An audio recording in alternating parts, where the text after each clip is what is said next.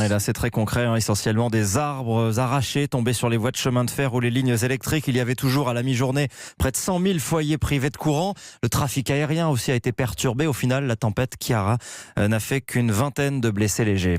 Et dans les Vosges, le toit d'un collège et celui d'une école ont été complètement emportés. Pierre Herbulot, bonsoir. Vous êtes Bonsoir Sébastien, sur place bonsoir à tous. à Saint-Dié, scène très impressionnante. Et on est passé tout près d'un drame. Oui, à un petit mètre même, c'est ce qui sépare le toit au sol de la voiture dans laquelle sont Ounia, Charlotte et Alicia. Je vois le toit, il se soulève, mais genre il y a l'ombre qui vient vers la voiture et vers moi. Moi j'ai eu peur, j'ai commencé à courir, j'ai crié ouais barrez-vous. Le toit il s'envole. En fait ça fait un gros bruit comme un arbre qui craque quoi. J'ai carrément fermé les yeux pour pas voir la scène. Comme souvent, les trois copines se rejoignent hier soir sur le parking derrière l'école pour discuter.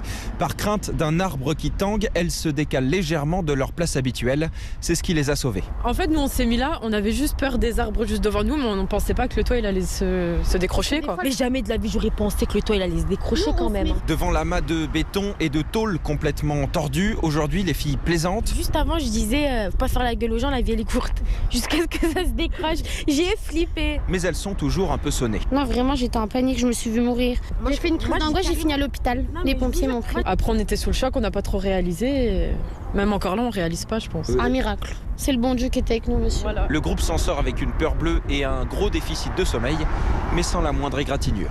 Voilà le récit signé Pierre Herbulot, envoyé spécial d'Europe 1 à Très Saint-Dié des expressive, Vosges. ces jeunes filles. Ouais, ce soir, ce sont les côtes de la mer du Nord, de la Manche et toute la pointe bretonne qui reste en alerte, risque de vagues, de submersion et d'inondations. Les vents violents, eux, vont frapper ce soir les Alpes-Maritimes et la Corse.